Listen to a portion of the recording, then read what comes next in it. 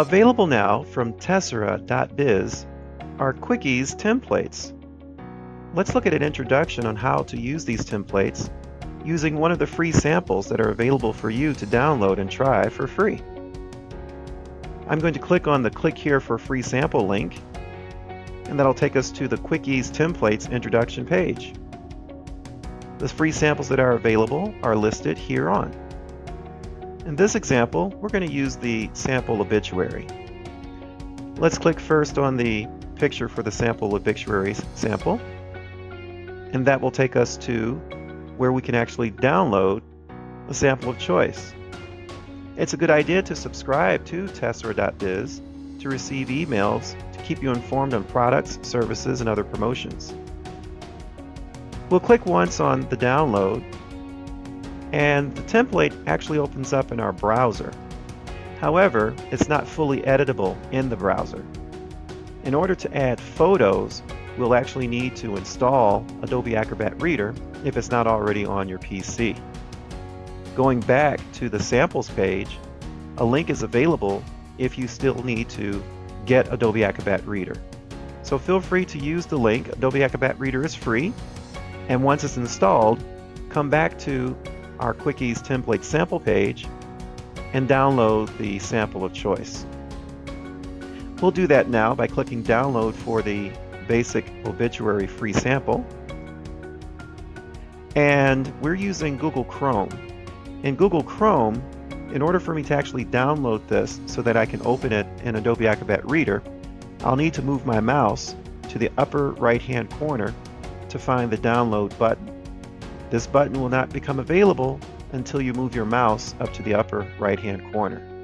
I'll click once on that button, and it'll give me an opportunity to indicate the location of where I want to save the file, as well as what name I'd like to give the file. I'll be saving this to my downloads. You can choose any location that's better suited for you. And I'll keep the name Basic Obituary Free Sample. I'll click on Save. In Google Chrome, the completed download will be indicated in the lower left-hand corner. Now I can place my mouse on the up arrow that's just to the right of the file name, click once, and I'm going to click on Show in Folder. Once I click on Show in Folder, I can see exactly where the file is located. It'll be highlighted. Let's close out of that window. And if you're using Windows, you might have a bar where you can search for an application of interest. I'm clicking once on where it says Type Here to search, and I'm going to type Adobe Reader.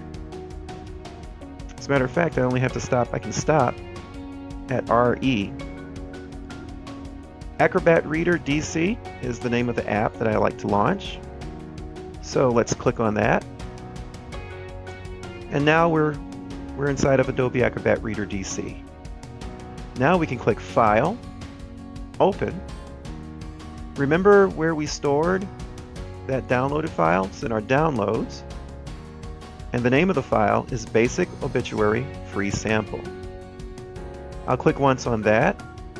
Then in the lower right-hand corner of the dialog box, I'll click Open. And now this sample is fully editable. Here on page 1, we can see that on the right-hand side, that represents the front cover, and then on the left-hand side would be the back cover. This particular sample template is an 8.5 by 11 bifold.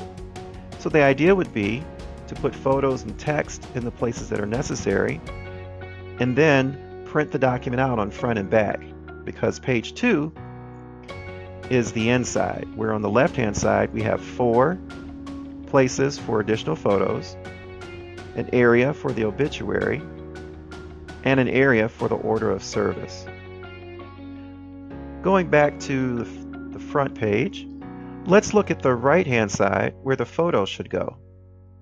Clicking once in the area for the photo will bring up the Select Image dialog box. Within this box, there's a button labeled Browse. Clicking on this button permits you to navigate your file system to find a photo of interest. There's a photo on my desktop that I had saved earlier that I'd like to use as a photo. Notice that the photo ends in .jpg. This is what is referred to as a JPEG. Some JPEGs may not work on the Quickies templates layouts. .png or PNG files work even better. We're going to try this file by clicking on it and then clicking Open. Since it's not giving us any issues, let's now move on to replacing these placeholders with some information that's pertaining to who we're celebrating. I'll highlight where it says first and middle name by clicking and dragging across all of the text for that placeholder. Once I have the text highlighted, I can simply type the name. Let's use John as the first name, and let's use Joe as the middle name. Next, I'll hit my Tab key, and it sends me to the next field that says last name. Since everything is already highlighted, I can now just type the last name. Let's use Doe, D-O-E, in all caps. John Joe Doe. And simply go through and highlight what you'd like to change and update the fields as necessary. Let's go to page 2. We said that there were 4 fields for photos on the left-hand side. I'm going to click on the topmost field, and let's use the same picture as we did for the cover. Notice how the picture is being resized proportionally to fit in that field. From this point, I would highlight the text that's in the obituary section, and I could either type the obituary, or I could copy the text from another application and paste it here. Likewise, the order of service, simply highlight what needs to be changed and make changes as you so see fit. In this case, I've added a pastor's name, and I'm adding some periods to line up the last letter. Once you've completed your sample, try going up to the File menu in the upper left-hand corner, and once you click File, click Save As. Here you would select a location. In my case, I'm going to use the desktop,